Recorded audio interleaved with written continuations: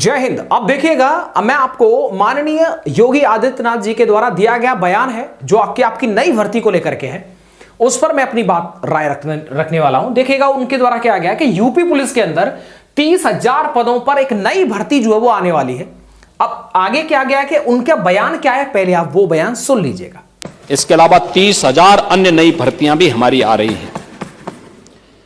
हमने इसके साथ ही अब आपने पूरा बयान सुन लिया होगा, अब आपको समझ में आ गया होगा कि नई भर्ती आने वाली है। 60,244 की भर्ती से अगर आप 1% अगर आप चूक भी जाते हैं तो टेंशन बिल्कुल मत लेना, क्योंकि 30,000 की भर्ती जो है वो आने वाली है। और 30,000 जो भर्ती आने वाली है, इसमें यह तो नहीं कहा गया कि कांस्टेबल की होगी, सिर्फ कांस्टेबल की हो, मैं इससे सहमत नहीं हूं। मुझे लगता है कि इसके अंदर यूपीएसआई भी जरूर ये भर्ती जो है वो शामिल होगी 30,000 के अंदर।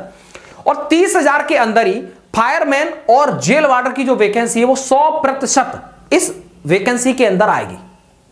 समझ में आ गया? सिविल का इतना ढेर लगा दिया है सिपाहियों का कि मुझे लगता है कि दोबारा से सिविल के इतने पद नहीं आएंगे, लेकिन बाकी जो अन्य है पीएससी, जेल वार्डर, फायरमैन, इन सभी का वैकेंसी आपको जरूर देखने को मिलेगा, जो कि अपने आप में एक बड़ी अच्छी नौकरी होती है। ठीक है, दोनों का ही कंपैरिजन नहीं किया सकता।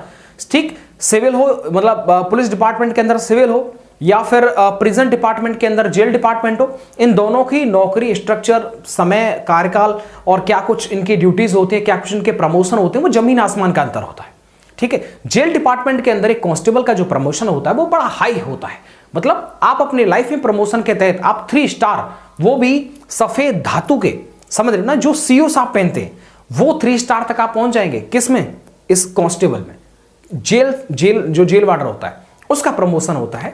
अगर आप सिविल की बात करते हैं तो सिविल में पहले आप दीवान बनेंगे, ठीक है, उसके बाद में आप जो है वो हेड बन के फिर आपका जो है वो ना दरोगा तक नंबर आते, लेकिन दरोगा तक नंबर आने में आपको बुढ़ापा निकल जाता है। आपको पता है ना, बहुत उम्र गुजर चुकी होती है, बड़ा एक्सपीरियंस हो जाता है, तब जाकर के वो दरोगा जी बनते हैं और दरोगा जी से वो रिटायर हो जाते हैं। यस, लेकिन जेल के अंदर डायरेक्टली आप पहले ही आप सीधे आप कांस्टेबल होते हैं, कांस्टेबल के बाद में सीधे दरोगा बनते हैं और उसके बाद सीधे आप जो है वो डिप्टी जेलर मतलब 3 स्टार में आ जाते हैं। ठीक है, उनका रैंकिंग, उनका जो पद होता है, उनके सैलरी स्ट्रक्चर होता है, वो सब चालू हो जाता है। तो आप बड़े ध्यान से, वो मैं आपको समझाऊंगा जब ये भर्ती निकलेगी, तो मैं आपको जरूर समझाऊंगा इस विषय के बारे में।